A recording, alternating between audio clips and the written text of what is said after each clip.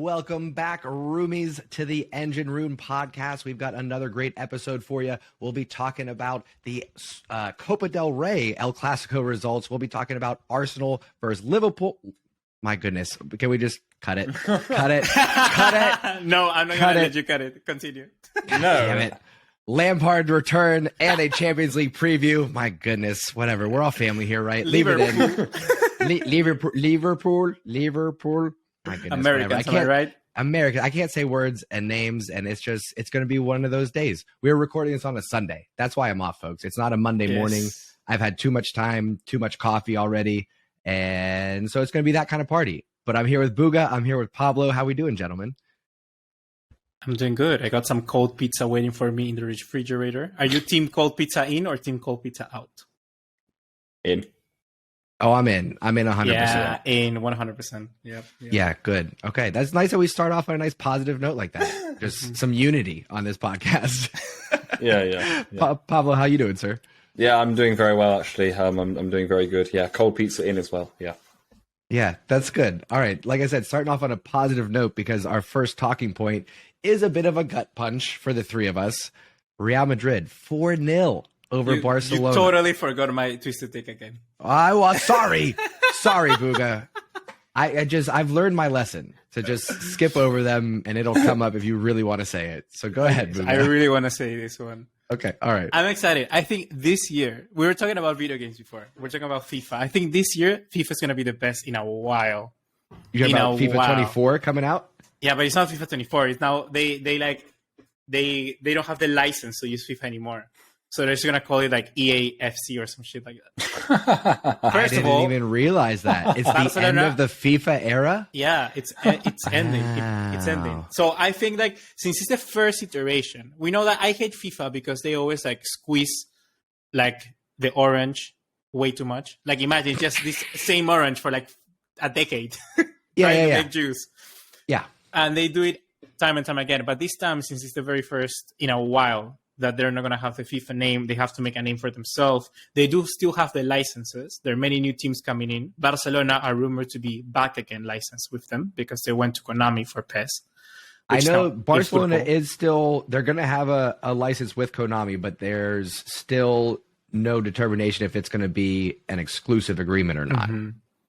I hope if Barcelona not. want money, they need to play. They need to be on the other side as well. So the only thing I was going to say is, since it's the very first time in a while, I think this could be like a good improvement. They actually have to do something right? And I'm saying this because I play FIFA, but damn, it's been so bad these last few years. It's been boring. It's been a gut punch, like you say all the time. Yeah. I have been playing FIFA since 2004. Damn, regularly, that's old. But I go back to 1998. Okay, I played FIFA 98 back in the day. All right, but I'll say consistently since 2004. And yeah, I'll say 2015 was maybe the last significant upgrade and improvement. Mm-hmm. Ever since then, it's just been like, just change the makeup. Just change the makeup. Refresh the roster. Not a significant upgrade. I will say this year I moved from Xbox One up to PlayStation 5. So a little bit of a jump there. You get new animations fancy. And whatnot. I know. So fancy. Are we all PS5 here or Pablo? Do you have? Well, I don't have. I had a PS4. What happened? Booga, you're on PS5? I don't play video games anymore. No, he's too much. We've got a professional journalist on the pod, Booga. Yes. Okay, there's no time for games here. Too many girls, too many work hours. Yeah, he's a man of business. Business on the grind. And pleasure. Yeah. So what is the twist to take then? That for the first time in years, FIFA is going to make some improvements? For the first time, I think I'm actually going to like devote time to that game. Wow. I just want to see Araujo's real face, because I hate that. Dude, Barcelona looks like trash on FIFA. I know. Like, trash. Dude, FC Cincinnati looks more accurate. Rakitic had the long hair for he still has the long hair right now. That was from 2015.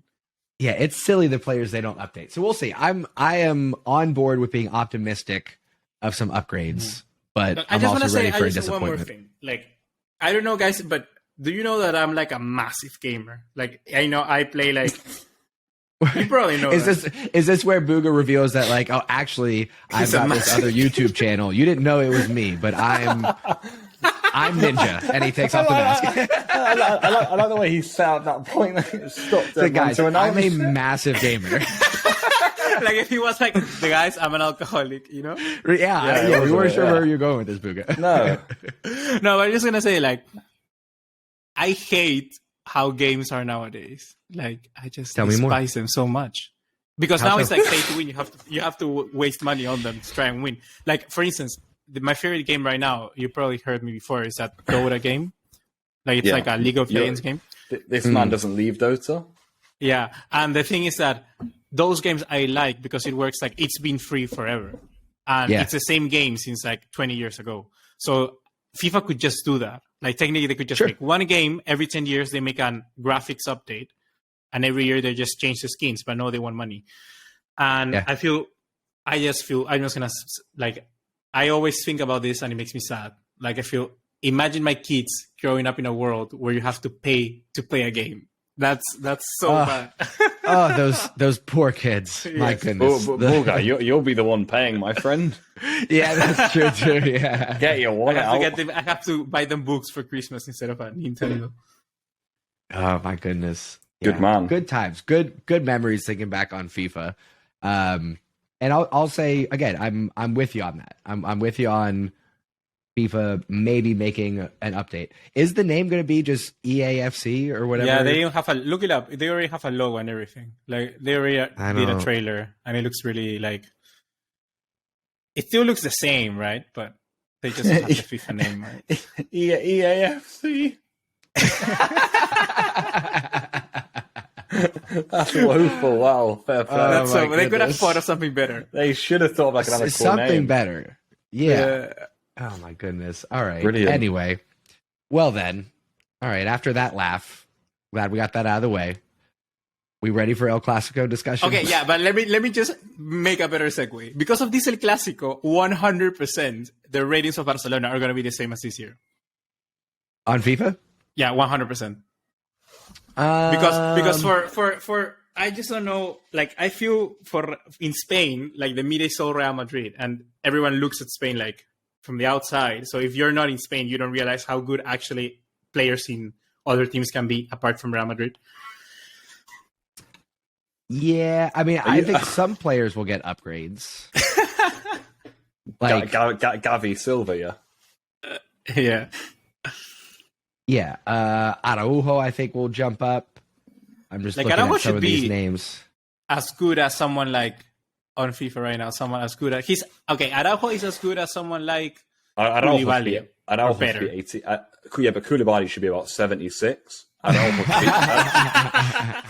We started talking FIFA. Yeah, we'll get on to Chelsea later. Right? Come on, don't spur me up already. And no, Araujo should be like 88. I mean, you got Balde, who I think is still a silver card. No, he's like 76 or something. They have great film. I love it. But that's the thing. EA don't watch football. No, well, that's what's interesting to me is that there will always be players that are only notable in real life because of their FIFA stats. Mm-hmm. The biggest one that comes out to me, and you guys might not have been old enough for this one, but João Moutinho, for years and years and years, was seen as this big name, this superstar. I have two more. Raúl Meireles and Felipe Melo.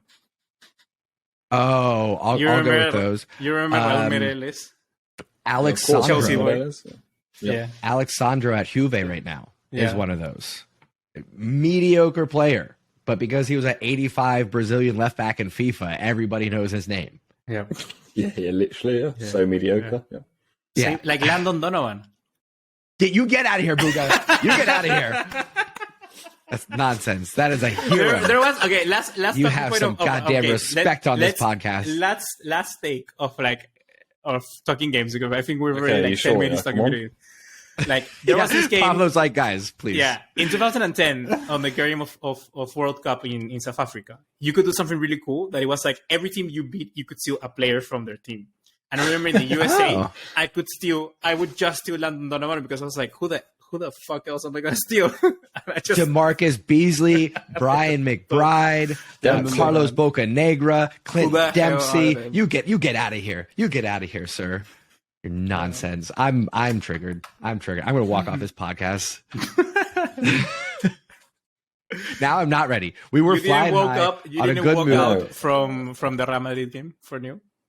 Yeah, exactly. Now I'm heated going into that. I want to hear your opinion because you didn't watch the game live. So you said no spoilers. You said no spoilers. So how was it? It's funny. We got a little message in the group chat from John saying no spoilers as me and Bulgar just shipped another goal from Karim Benzema. Yeah, and we were like, what do I wanted to put a sticker, but I think that my stickers are very I would have. They portray my emotions very well. yes, I would have known. Just let the man suffer in the vision that we were getting a 1-1 draw or something.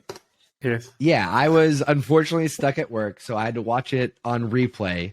So I said no spoilers, and I wish you guys would have just said don't watch it. It was bad. Well, hold on. Let's back up. First, literally 45 minutes. I'm not going to say the whole first half because it wasn't the whole first half, but first 45 minutes for Barcelona was great. Yeah. It was really great. No Pedri, no Dembele, no Frankie, no Christensen. Yeah. But for 45 minutes, they held their own against the world champions. And then everything fell apart. You make it sound like they're in another stratosphere. I love the world I'll champions. say this. Yeah. I think because of my love for Barcelona, I do not give proper credit to Real Madrid. And so it's that perception going into it that creates the disappointment, thinking that a Barcelona missing 4 of their starting 11 could beat the world champions. You're not supposed to do that. Name a club that you can take not just any 4, but arguably their most impactful 4 out of their starting lineup and then go and beat the current Champions League holders. Name a team that can do that. No, so I think sometimes football is way more simple. Like you say, normally, like I could come here and say, oh, there's Barcelona tired legs or whatever, but it's like literally they're just playing against a team with. I'm not trying to make excuses. Like still Barcelona, I still feel any team with for instance, Frankesi, the team that Barcelona put on Wednesday, they should beat Real Madrid. Like you're a football team, you know that you can't beat them. But like Real Madrid at the other end, like I was saying in the preview, I was saying like the way that they're talking about this game is really important for them. And I was not surprised that they came out and tried to like really play as good as they can because they couldn't. They were just, if they lost again to Barcelona, they would be like humiliated, particularly with a team like this. So I feel that's really important for them. But they're never Real Madrid, the fans or whatnot, the culture behind that club. They're never gonna be humble enough to say like, "Oof, we needed this win." But inside, they're like, "Thank God we actually got that win." Well, because think about because if that didn't happen. Yeah, if Real Madrid lose this, and let's say, I think, in my mind, I'm kind of assuming they're probably going to win Champions League again. But if they don't, right, if they lose to Barcelona and then get knocked out of Champions League 2 weeks later, no trophies, and they lose, 4 or 5 times in a row to Barcelona? I think that would have been the 4th time. Yeah. That's a horrible season. Modric, Kroos, Benzema, fingers are going to get pointed. Somebody's going to get the blame, but I think we also underestimate how many times Real Madrid in my lifetime. There have been plenty of seasons where Real Madrid haven't won that much, but there are other seasons where they win everything, right? Yeah. So it's like, or not everything, and that's why I put the question of like just the Champions League, just like covers up so many holes, no matter what you do, and I think that at the end of the day. It's not a bad strategy if all they do is just focus on the Champions League year per year. It's really easy. You just need to like play every game like at 60% in the league, and then they can play at 60% and win almost every game. And then when the Champions League comes, you just focus on those games even more. So I don't think it's a bad strategy. I don't think it's a bad thing that Real Madrid does that. The problem that I have and the media, and it's also kind of like our job to be aware, right? To be woke. That I feel that Champions League it's not the end all be all, shouldn't be. Pablo, what are your thoughts? You're the trophy king on the pod. What do you think about Buga's take there? Is Champions League overblown in terms of its significance? No, I think when you win it, it's the best feeling. To be fair, so I agree with its importance. At the same time, I do think the league is a good indicator of how good you are. I think Chelsea are quite a good example of that, even in 2021, but miles off the pace, 20, 30 points off the pace in the league, but just won the Champions League by playing good tournament football. And Real Madrid could be in for something similar this season. They have been in for something similar in previous seasons, especially with Valverde at Barcelona. They were way, way off the pace in La Liga, but were strong in the Champions League for one of the seasons anyway. I mean, I think you're right. If they'd lost to Barcelona, all of a sudden the season is looking very bad. They went ahead and lost again to Villarreal at the weekend, so they just can't seem to get it together in the league. And I don't know, I just felt like it was the law of probability that Real Madrid would due a Clásico win, and actually they would due a big Clásico win, because I think I saw a stat that they hadn't beaten Barcelona by a 4-goal margin since 1995. And if you think about the amount of times that we've beaten them 4-0, it's quite incredible. But I just think it all worked out well for Real Madrid on the night. They had they got some of their players back. Barca were missing a lot of names, and last few Clásicos, I think we all agree it felt like we were hobbling a bit over the line. The 1-0 was a real hobble. The 2-1 with the 2-1 even with Asensio's goal, which was ruled out, was a bit of like, we would have all taken a draw that day in La Liga, of course, with the complexion of the season. So they were actually due it, and it all came off. And like you say, John, I mean, first 45 minutes, I think Barca were the better team, but they just killed us on the counter-attack that one time, and from there just ran away with things. So look, they would due it. And actually, to be fair, it reminded me a bit of something we'd done to them a bit in the past. I don't know if you guys remember the second leg of the Copa del Rey semi-finals in 2018-19. Barca went to the Bernabeu and won 3-0. Suarez with Suarez, Dembélé skinned Carvajal. I remember that one. And we shouldn't have won that game. Exactly. Yeah, we were poor that game, and I remember like Reguilón and Vinicius were brilliant. Ter Stegen made a lot of saves, and we weren't good at all. I mean, we must have had I think it was only 2 shots on target, because actually our second goal was a Varane own goal. The other shot on target was a penalty from Suarez, and then Suarez scored again out of nowhere. We weren't that good, but then we leave with a 3-0 win at the Bernabeu. So I don't know, Real would do it. Barca, I think, have been hobbling for quite some time, and we've all said that on the pod for a while. So it all unraveled. It's not the end of the world, but I think obviously it's unpleasant to lose 4-0. Yeah, it was tough to watch. It never feels good watching your biggest rival celebrate in your home. That stings. But I think I completely agree they were due. I think it was unrealistic for Barca supporters to think that we were going to continue hobbling through these results. I think Barcelona's luck just kind of ran out in terms of getting results without some of their key players. I actually don't weigh this very heavily. Like, it was take it on the chin, move on. I agree. Yeah, and this is why I think then makes Real Madrid such big contenders for the UCL. I know we're going to get to that game later, but it's just how much they can actually focus on one game and get the best out of it, because they have, for some reason, like, their personality, their attitude just gets them through. And I feel that mentality is something that at the end of the day, it's hard to replicate, because that has to be sort of ingrained in already the club, right? And I think that's a little bit of what we're gonna saw, or kind of what we saw with the Valverde thing after the game recently, just recently with Villarreal. So maybe why, Pablo, don't you kind of let John in on the news, because he hasn't heard anything about it. Yes, well, this is true. After the Villarreal game versus Real Madrid this Saturday, the 3-2 win for Setien's team at the Bernabeu, we've heard that Valverde went to the car park, and waited for Alex Baena, a player from Villarreal, and then essentially attacked him when he came out. Now,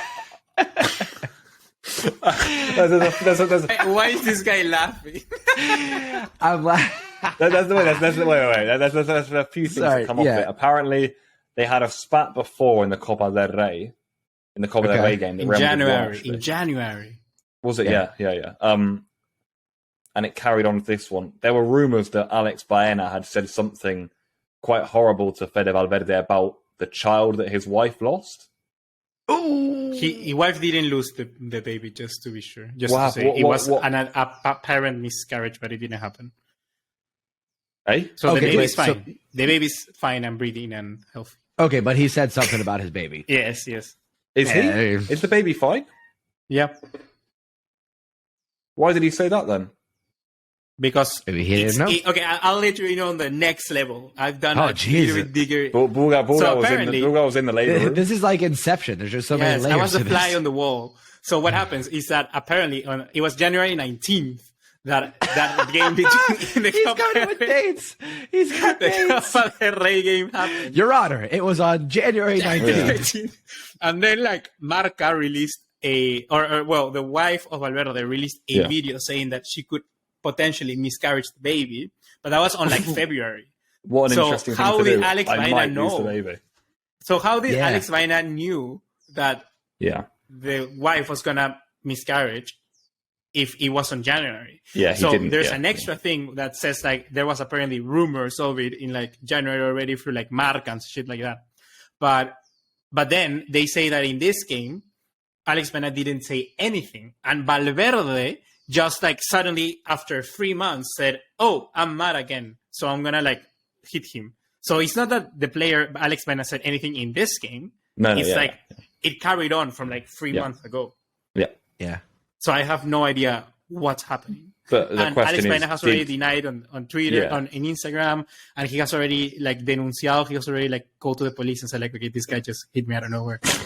So I don't know. And people are defending Valverde, and people are also like hating on Alex Baena. I just don't really know. I don't know. Like, I don't know how to take sides on this situation because it's so like, I don't know. It's so like it Latino. depends. It's so like dumb third world country, and we're like in a first world country. Well, I mean, if Baena did say that though, but it's like you say, how would he have known? Surely the dates don't add up. It's like a little investigation. So, then I suppose Valverde has reason to be upset with him. But why 3 months later do you hit that guy? You know? He was waiting for his moment. He said, "You're coming to the Bernabeu on the 8th of April, and I will be there no matter what."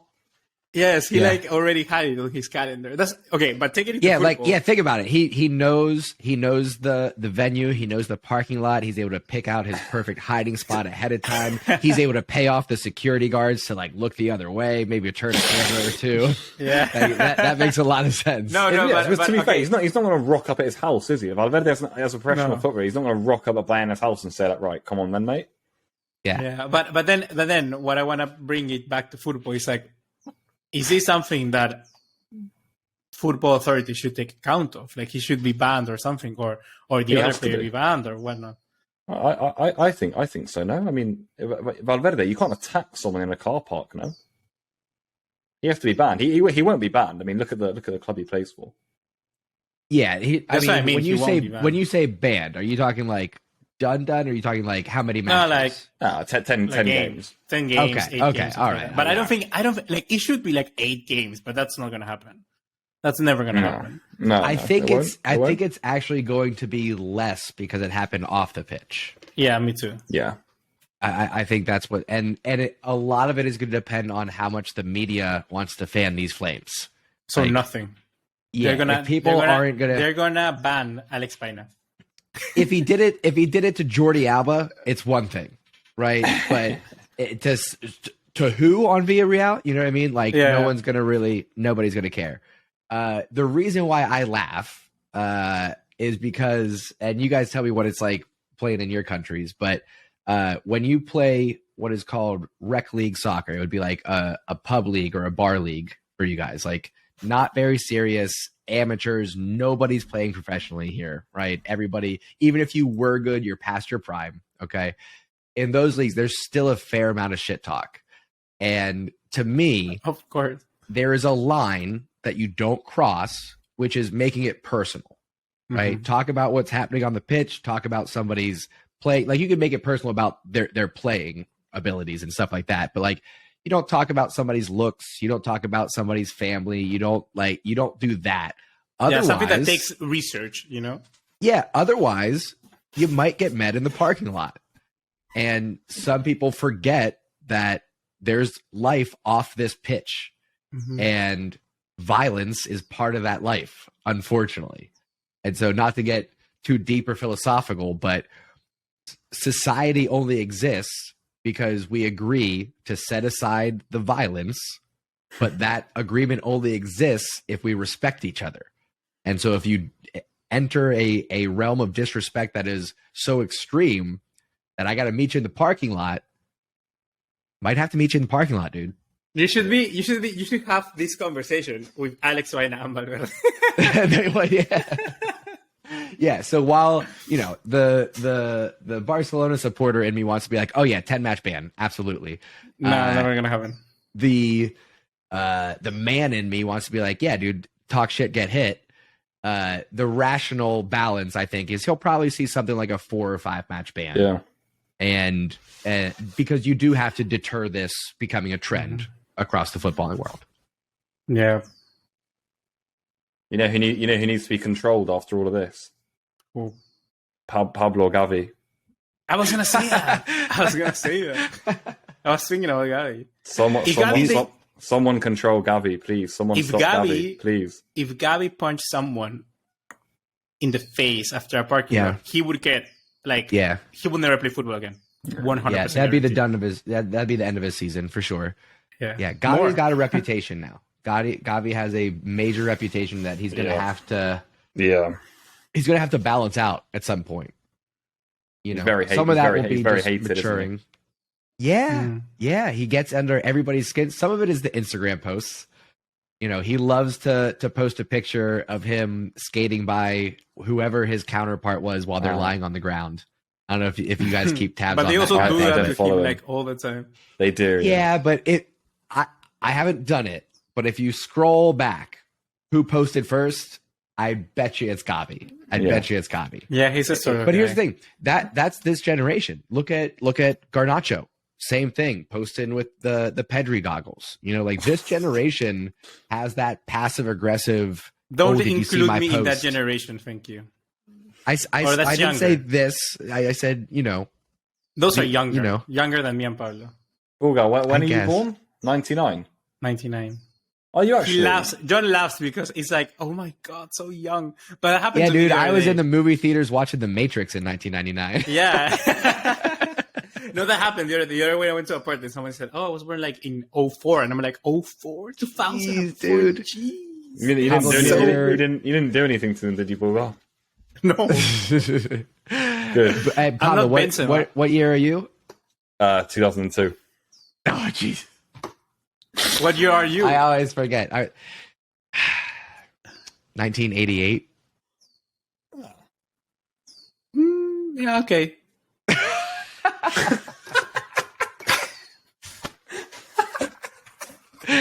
Oh my goodness. Yep. That's why I'm Uncle John. I'm the old man on the pod. Pablo doesn't know how to control him. The way Bulgar took that on the chin as if it was close to him. No, I'm trying to say not old. Okay, I remember that. Yeah. 88, yeah. That's outrageous. I love how for Pablo everything is outrageous. Yeah. I mean, for youngsters, my goodness. You know what was outrageous? Samu Chukwueze's goal. Both. Yeah. You know what happened? I was. Oh yeah, I'm going to be laughed at this. I was coming back from the gym, and I yeah, figure why is that funny? Well, I don't understand this guy. I don't know.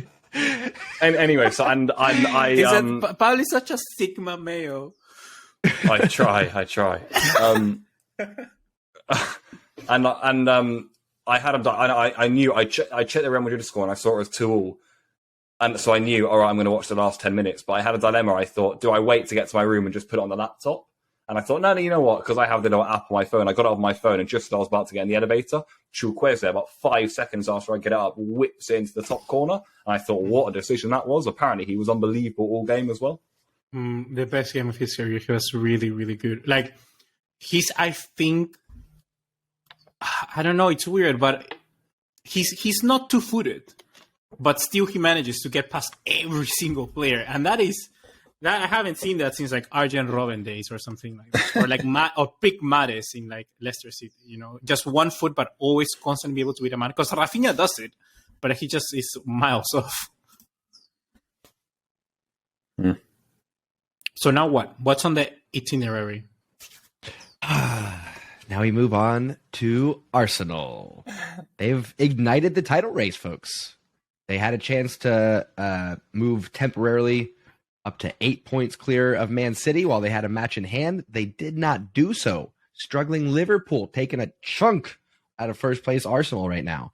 So as it stands, Arsenal with a match in hand are only 5 points up over Man City.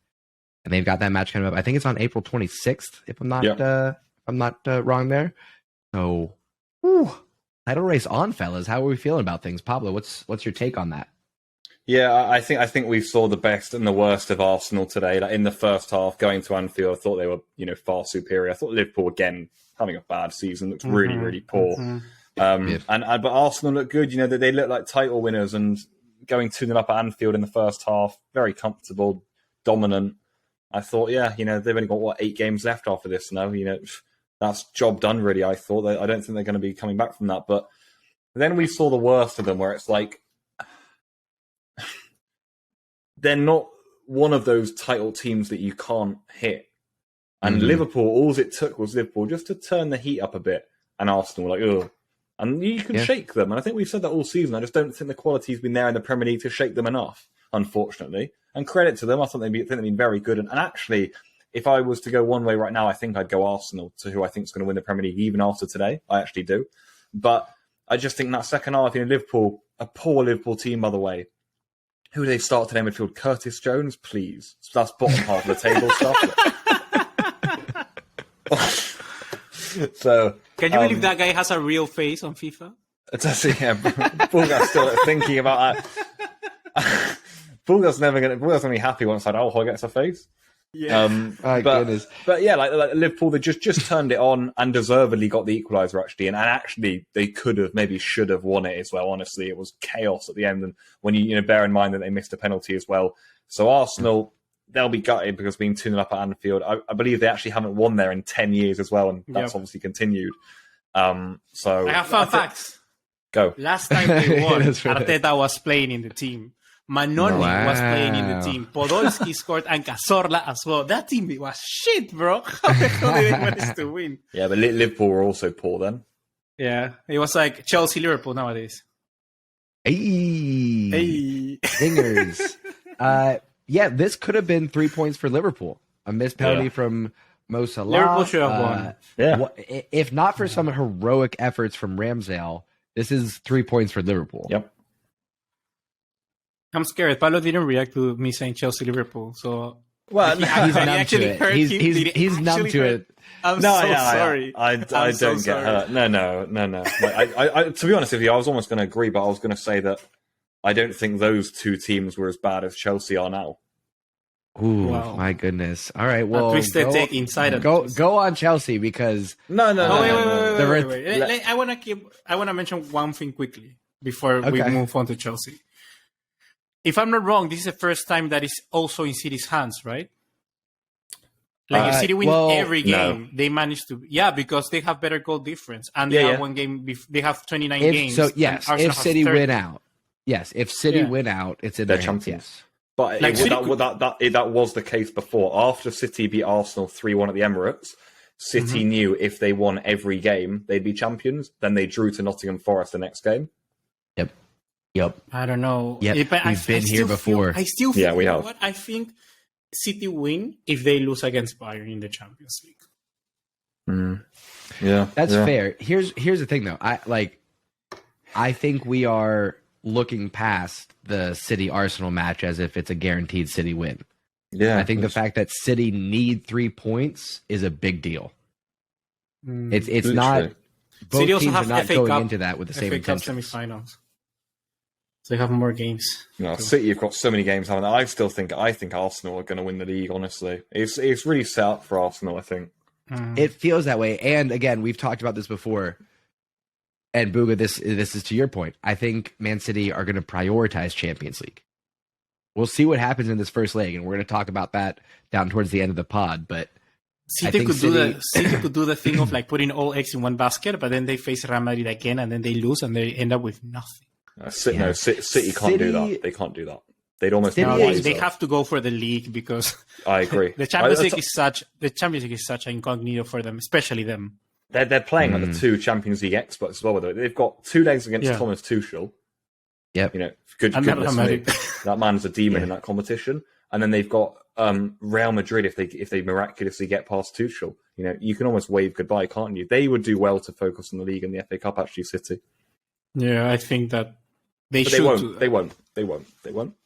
They won't focus on anything, and they're gonna lose out probably.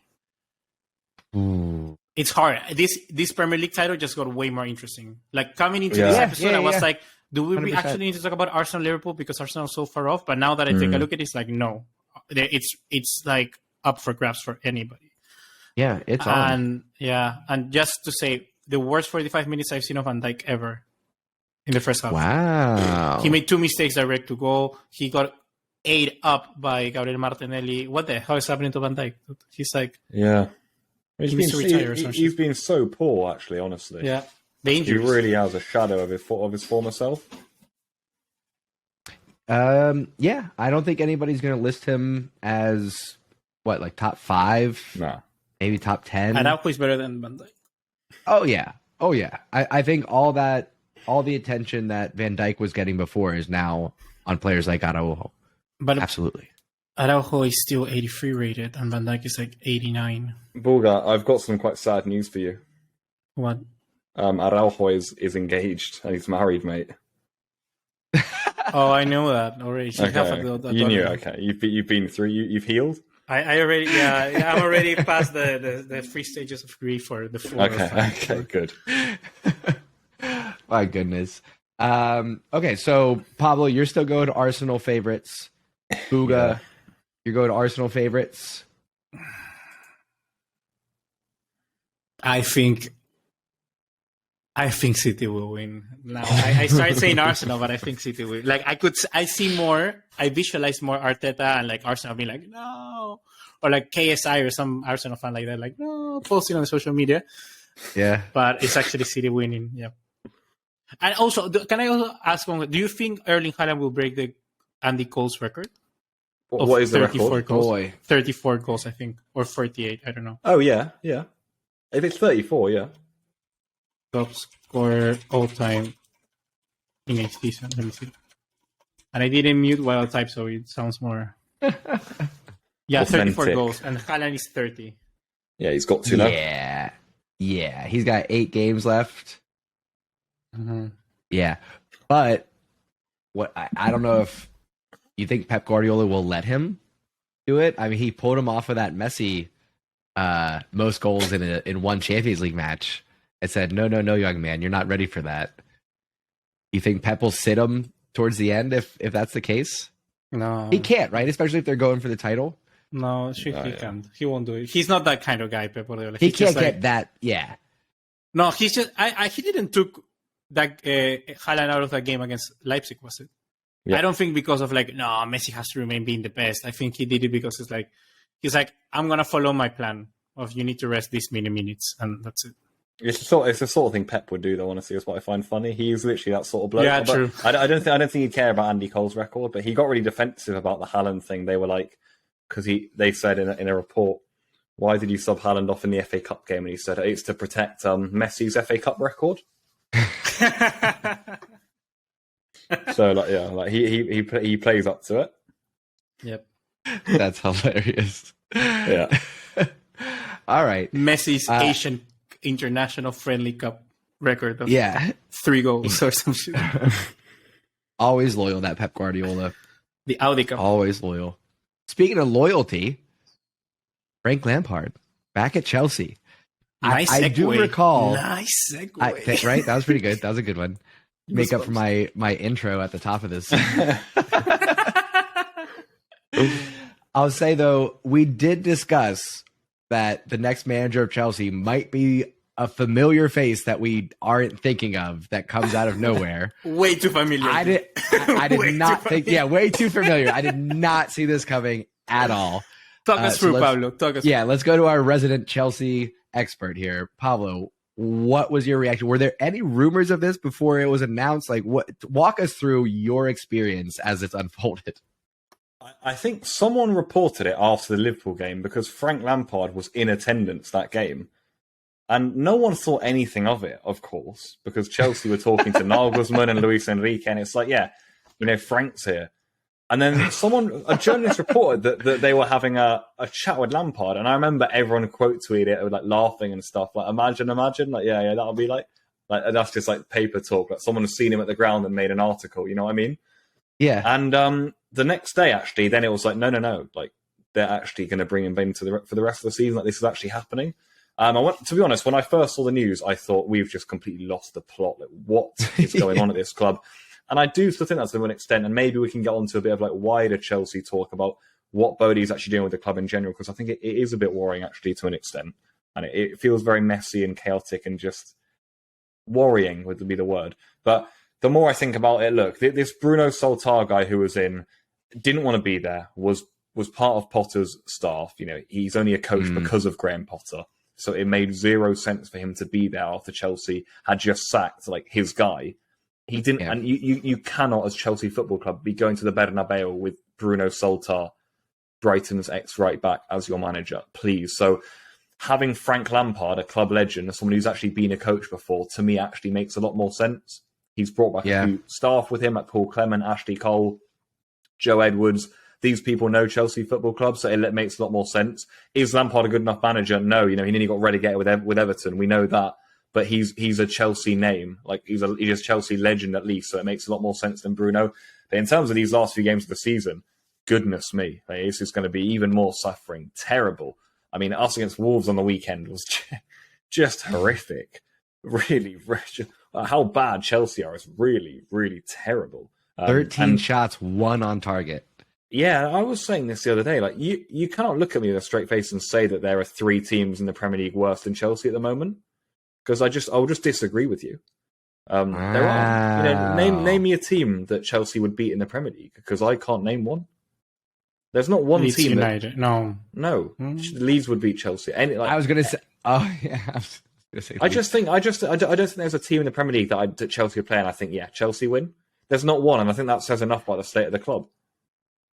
But like I say, I think it makes more sense for Lampard now. They can beat Nottingham Forest. No, and no Nottingham way. Forest still can give you some trouble. I remember Chelsea can beat Southampton at home. No, we've lost both times in Southampton this season. 2-1 at their place and 1-0 at our place. So that's a lie. Nottingham Forest, we drew 1-2 away from home. We had one shot on target in the 15th minute. It feels to be a Peru fan. Yeah, but we are like how bad Chelsea this season is unbelievable. And just final point, the reason I kind of agree with the Lampard thing is because it gives the board a bit more time. At least Luis Enrique and Nagelsmann don't have to take on like 6 Premier League defeats in 10 games. That would hurt their ego and stuff and just damage it a bit. They can go in the summer if we get it in the summer, and it has to be a swift appointment. So season over, Lampard goes, appointment made, season plan. Yeah, it feels a little bit like when Barcelona brought in Ronald Koeman. No, I think it's more like Quique Setién. Wow. You think Frank Lampard's in the locker room saying, listen, I was just walking with my cows yesterday, and then look, here I am in this locker room. Gee golly me. Yeah. I hope it's not that like bad. That. No, I feel it's like that because it's like Lampard is just... I don't know. I feel like no matter what, he has to get a contract of becoming Chelsea's caretaker whenever they sack a manager. That would make his career. Yeah. Like if I'm being honest. Here's what I think he brings to the table. He can demand a certain level of performance and attitude from these players. Yeah. He can say, hey boys, I may not be the manager of the future. I may not be a great manager even, but I am a club legend. If you're going to put on that kit, here's how you're going to play. Here's what I expect of you. And I get to determine the 11 players that are out there performing. So I think that is what he can give you is kind of shake these guys by the shoulders and be like, hey, I don't care how much you're getting paid. I don't care what your transfer fee was. We still got to put the ball in the back of the net here, fellas. Absolutely, yeah, I agree. Yeah. Super Frank coming in to save the day. So where does Chelsea end up this season? Because right now they're in 11th with 39 points, level with Fulham, but Fulham have a match in hand still. So they'll probably stay in 11th. Do you think, Pablo, this makes, apart from what Johnny's asking, do you think that this makes like Pulisic and maybe Mount suddenly out of nowhere more relevant from now to the end of the season? Yeah, or definitely. Are they those players were are Frank's just gonna boys? Yeah, those were Frank's guys. And I think Trevoh Chalobah, he hasn't played like at all in the last few matches that I've seen from Chelsea. Do you guys remember like 6 months ago when Pablo was talking about how good Chalobah was? And how oh my god, was, like, I remember the TikTok reel that you the clip that you cut.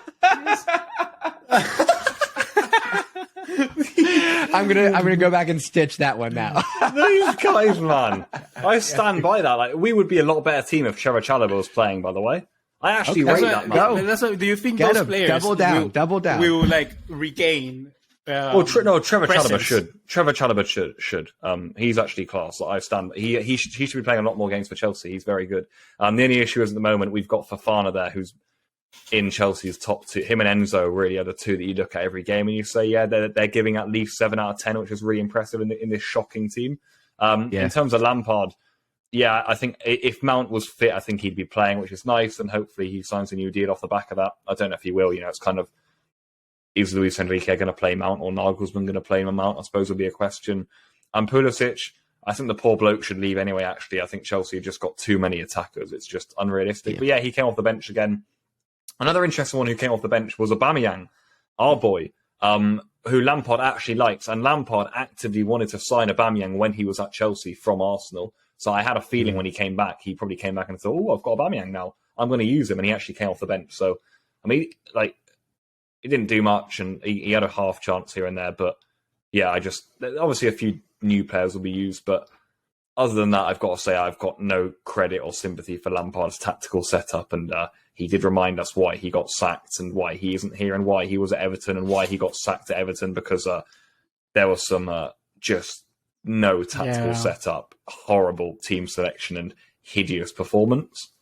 That's what I mean as well. I saw a tweet, I don't know by who, so I apologize for that, but it's like he was mentioning like Lampard sounds such a reasonable person when he does press conferences, but then I don't understand why he's so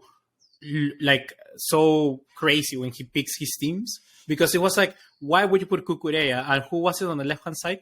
João Felix, maybe? Yeah, Felix. And you just don't have any projection for the left hand side. You select certain players in different positions that don't make sense. That's why I don't get, like, why are you so reasonable like for everything else, but when it comes to the actual footballing stuff, you like suddenly collapse. Is he that good of a manager? Lampard. I mean, it always surprised. I still look back to his first season at Chelsea and I think, what happened? We finished 4th. That wasn't. I honestly think that wasn't that bad. No. It was impressive. I just thought. Yeah. How did that happen? I think Potter and Lampard should like do a collaboration. Like Potter do the actual in-game tactics, and Lampard does the talking off the field. Oh, no. I've seen enough of Potter's in-game tactics, and I don't want to see any more of them. Oh my goodness. Okay, so I was going to ask where do you think Chelsea's going to end up, but let me just actually make it a little bit more simpler. Yeah. Top or bottom half of the table at the end of the season for Chelsea? What do we think? I'm going to go bottom, and I think maximum 10th. Uga, top or bottom half? I want to see a table. I think they finished 10th. What do you consider 10th? 10th is top half. Yeah. Then bottom half is 11 on 10th. Down. I think they finished 10th.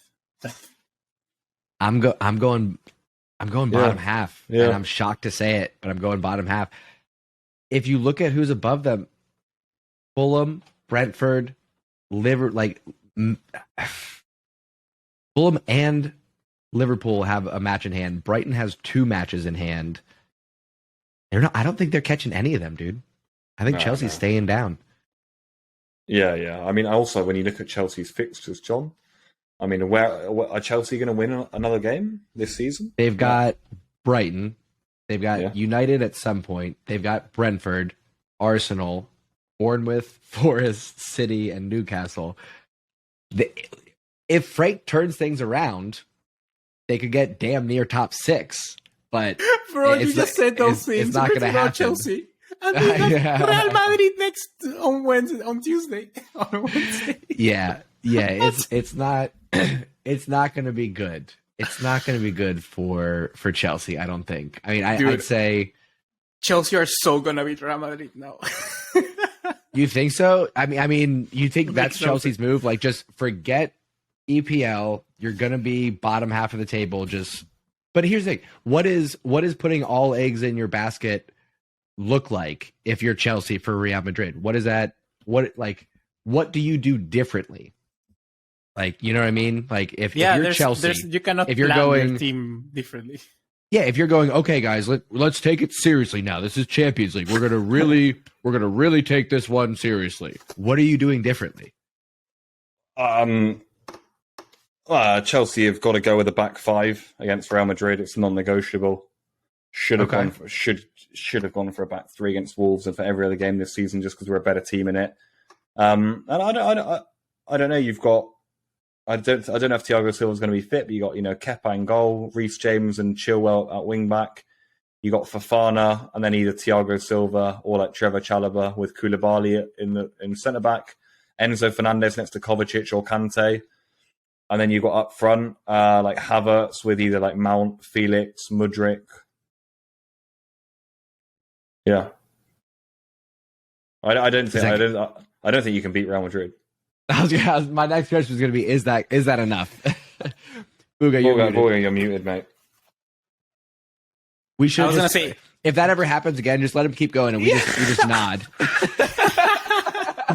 I did feel for him for a minute there. Yeah, I was just going to say, like, Pablo, you're just naming the players that played the other day.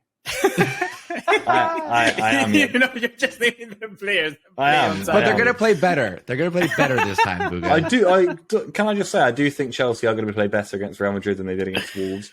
And I think also we just played better in a back 3. I don't think we'll go through, but I just think we will put up a fight in a back 3. I do believe that. The players on the pitch are good. Look at that 4, technically. You've got Chilwell, Reece James, Kante and Enzo Fernandez. Yeah. Tuchel could win the Champions League with that. Back 3, Koulibaly, Fofana, and Thiago Silva potentially, and then front 3, bags of talent. None of them will do anything, but bags of talent. How are you feeling about Conte's return?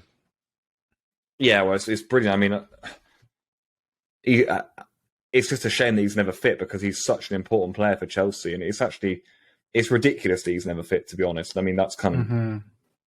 I'd love to call him brilliant, but you can't call someone who's only fit for 5 games a year brilliant, really. So, look, great news for Chelsea when he's fit, and we can't forget how much of a big part he's been in Chelsea's recent success. But he's never fit. When he is, he's key. And of course, I think if he is fit against Real Madrid, he will make the difference. I think it's all the years of that running endlessly that's probably catching up to him.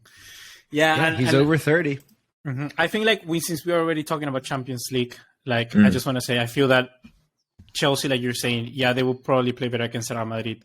And once again, I mentioned, like I did a few episodes ago, these games they're all going to end with Real Madrid, playing away from home. So Chelsea, if they can, close the gap in the first leg and they just wait it out, you never know what can really happen in an elimination game. You never really know. Yeah, because Real Madrid definitely can't win a second leg away from home 4-0 or anything like that. I know, but we haven't seen that in ages. What was that from Pablo? He turned into a goat. That hit a special spot for Pablo, I think. Because it literally could be 4-0 at Stamford Bridge and maybe worse.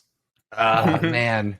Yeah, it could be. It very well could be. I want Chelsea to do well. I love the idea of Frank Lampard just having a Cinderella run and winning a Champions League for Chelsea and then be like, thanks, folks, I'm out of here.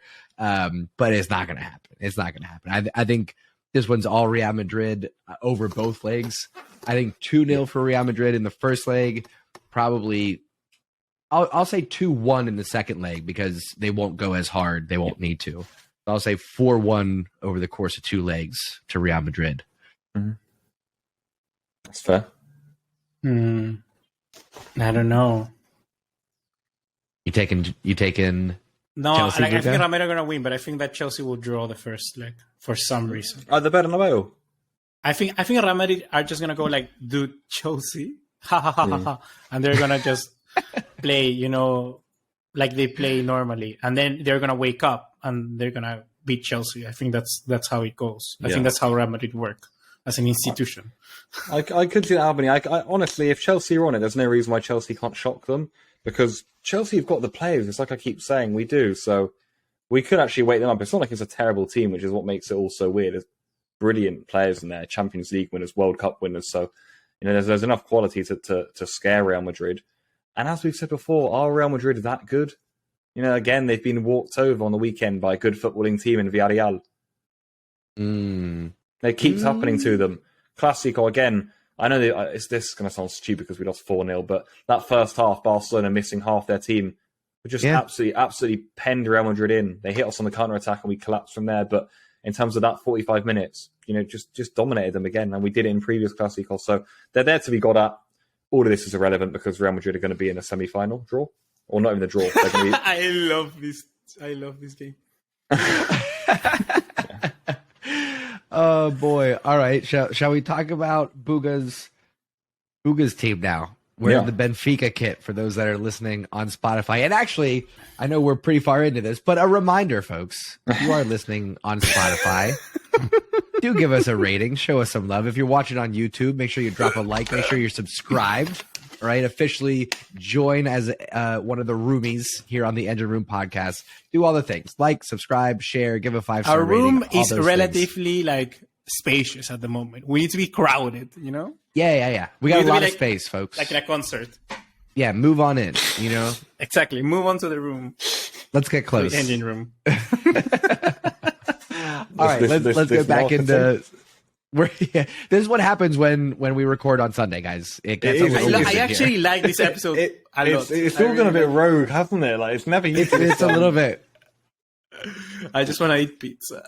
We're in hysterics. Like, yeah, Buga's had a slice of cold pizza sitting off camera for 45 minutes now, just waiting, to eat it. It's like an animal.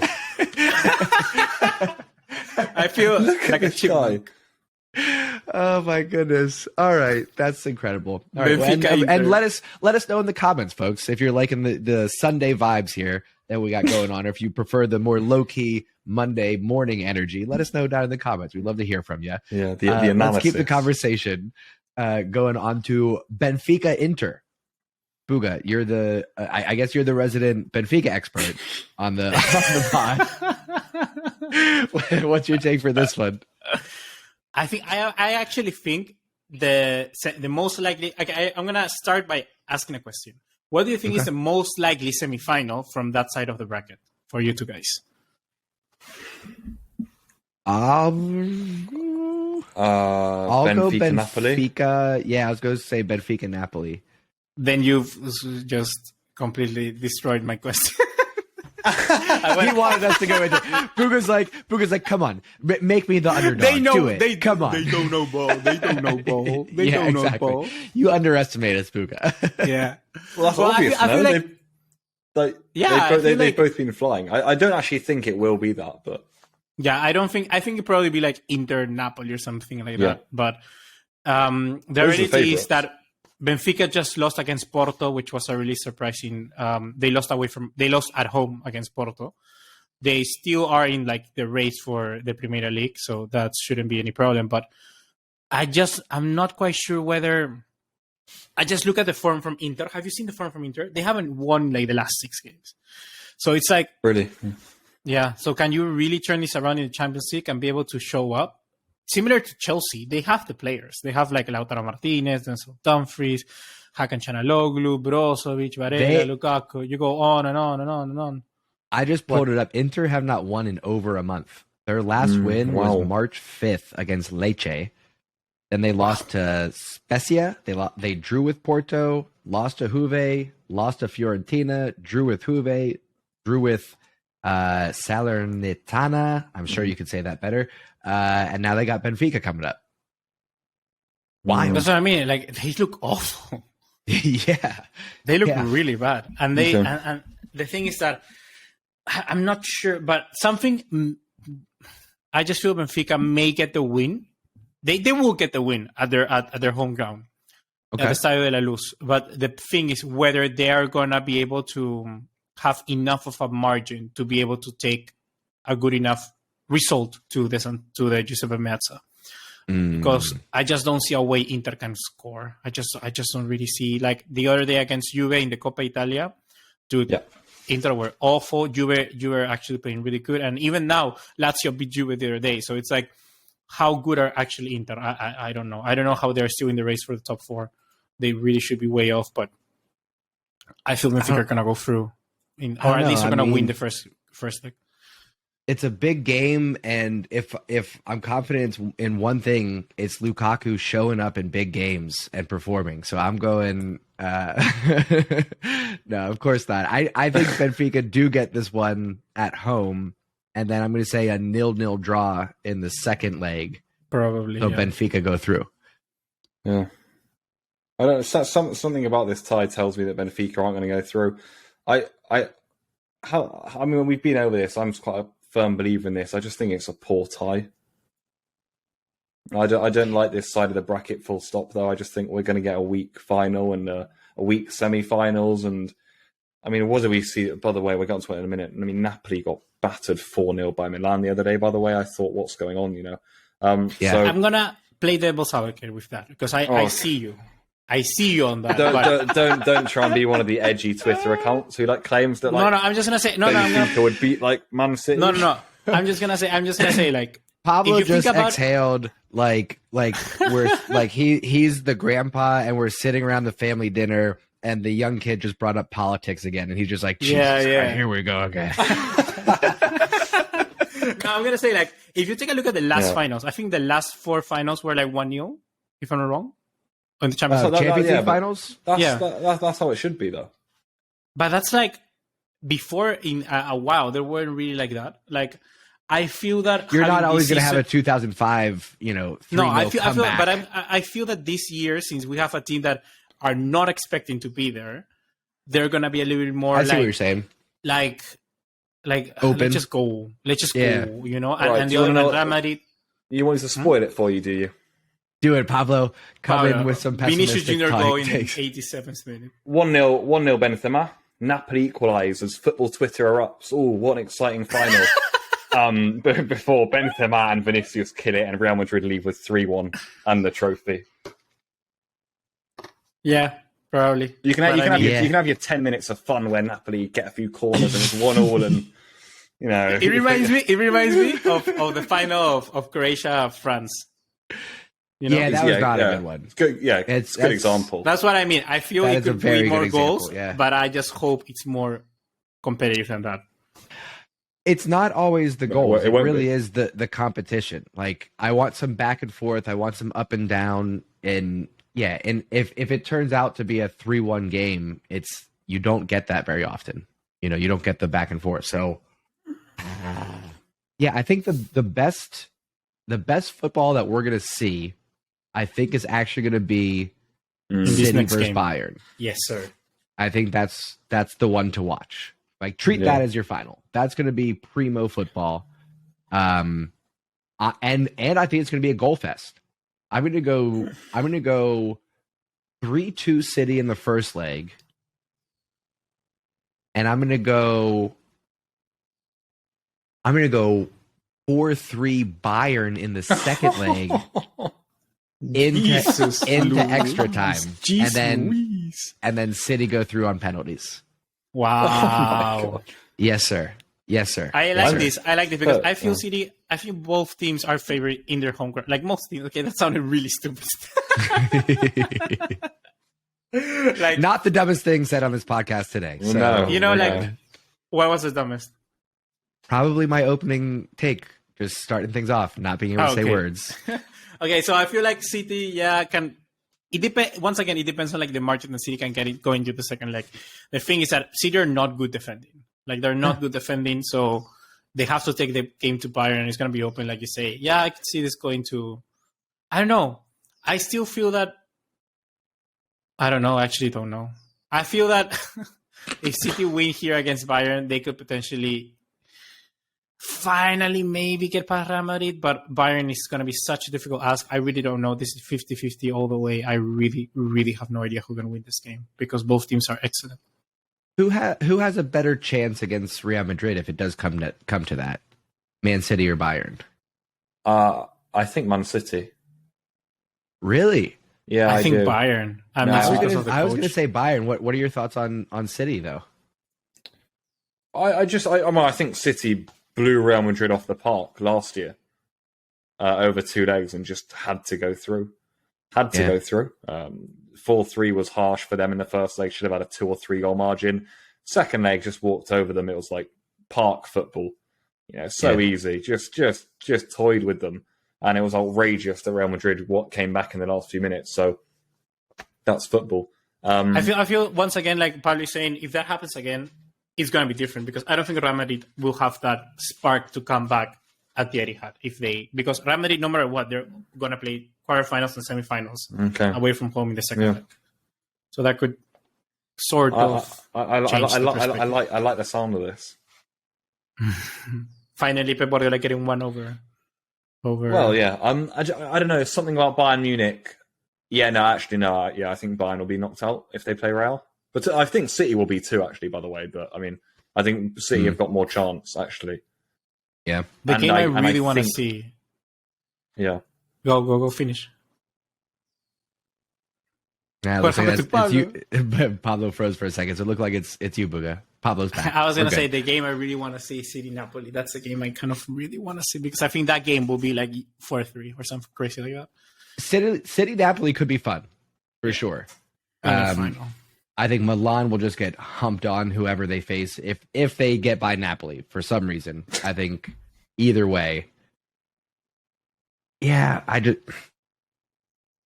who's in the final then for you guys? We're jumping way ahead now, but who's in the final? Way ahead, dude. Who do you want to see in the final? Well, I have what I would love to see, like I said, Man City, Napoli, or I would actually like to see maybe like I don't know, like Milan, Benfica, Milan, Bayern, or something like that. Like a game that I haven't seen. I think this is a perfect opportunity for that. I could go for. Oh my God! Zlatan Ibrahimovic finally winning the Champions League. I didn't even think about that. That could be worth tuning in. I was gonna say like a Milan versus Real Madrid, just kind of a throwback. Yeah, like an old school final. Make me feel like it's 2006 again. Throwback. Okay, yeah. I'd be okay with that. We'll see. I still, even with all the success that Napoli has been having, I still really have not watched them play much. So I'm hoping to catch some more of them here over these next couple of rounds because I do think they'll get past Milan. Mm-hmm. Yeah, I think it's going to be an interesting UCL because like there's not a clear favorite winner, and I also especially because of the brackets. And just I'm going to say this to you guys: get accustomed to it because next season I think it will be more of the same. When you take a look at the teams that are qualifying for the UCL next year, you have Freiburg, you have Union Berlin, you have Newcastle, you have Lazio and Roma, you have Real Sociedad. So it's like Feyenoord instead of Ajax. So it's like it's going to be a wide open Champions League next year as well. Okay. Well, looking forward to it and looking forward to discussing these results and, of course, everything else in the world of football on next week's episode of the podcast. Again, like, subscribe, share, give us a 5-star rating, all of the things. Buga, Pablo, anything to wrap us up on before we get out of here? No, it's been enjoyable. It's been different. It has been a bit different.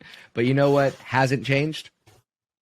FC Cincinnati still undefeated. Oh Let's my. go. Luciano Acosta with the 69th minute penalty to give FC Cincinnati a 1-0 victory. Oh, wow. Top of the conference, top of the league. FCC. Was Big it at time, home? boys. At home. Were you there? Indeed. I was not there. Spending time with the family for the holiday. Oh, So my God. heart was there. I know. But we Okay, got that's some big matches coming up over summer, so it'll be time to get wild. FC Cincinnati, top of the league. Family man.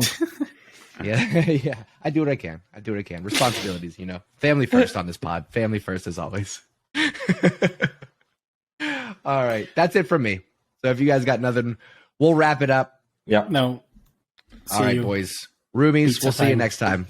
Thanks, everybody. Ciao, ciao.